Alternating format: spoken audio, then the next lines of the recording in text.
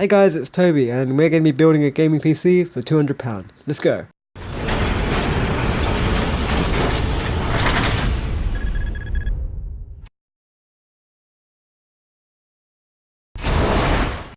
Alright, first of all we have the AMD A4 5300. This is a dual-core CPU clocked at 3.4 GHz.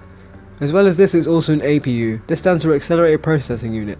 What this means is that along with the CPU we also have an integrated GPU. And the integrated GPU we have here is a HD 7480D. This is about equivalent to say a 6000 series graphics card from AMD or like the GTX 600 line from Nvidia.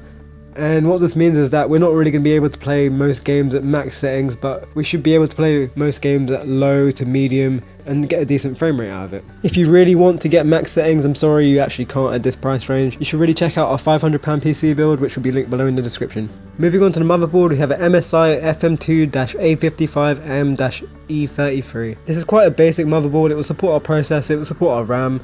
And as well as this, if you ever plan on upgrading in the future, it will support a graphics card because it has a PCI X16 slot. It's got a HDMI, USB 2.0, it doesn't have USB 3.0, so if you're looking for that speed in USB 3, I doubt you can get that at this price range. It will support Crossfire, so say if you use a HD 6570 with our APU, it will work perfectly. But all in all, it's pretty basic, but it's pretty solid for the price range. Moving on to the RAM, we're using one stick of Corsair Vengeance. It's 4GB, it's clocked at 1600 MHz, which is the sweet spot for this build.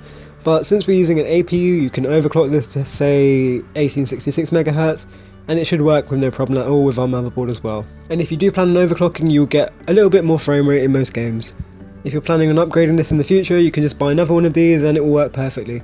Moving on to the hard drive, we have a 3.5-inch Seagate Barracuda. It's 500 gigs, and yeah, it'll just be enough to store all of your games, all of your music, videos. If you need more, then you can get like a terabyte for about £45, or if you need less, you can get like a 320 gig one for about £30. If you already have a hard drive laying around from say one of your previous builds, you can get an SSD instead.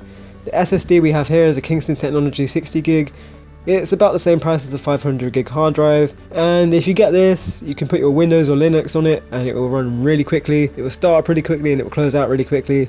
In games you won't notice much of a difference, but it'll be good to have if you already have an internal hard drive to go with it. Moving on to the power supply, we have a Corsair Builder CX430. This is more than enough to power this build, and as well as this, if you plan on getting a graphics card, it will be more than enough for that too. It's 80 plus bronze, so we're going to get clean and efficient power, and for £33 you can't really go wrong with this. And finally, coming onto the case, it's a Fractal Design Core 1000. It's a micro ATX case, which is the same size as our motherboard, and as well as this, it's pretty utilitarian. It's got enough space, it will support another graphics card if you add one, and it's got two 3.5-inch bays, and inside there's enough space to hold the hard drive and an SSD if you actually get that too. And for the price, you can't really go wrong here. And yeah, that's it guys, thanks for listening. Leave us a like if you like this video, leave us some feedback down below in the comments, check out the description for all the links to the products, and if you're actually planning on buying any or all of these components, please use our Amazon A store or any of the links in our website because it will really help us grow. And yeah, subscribe for more and we'll catch you next time.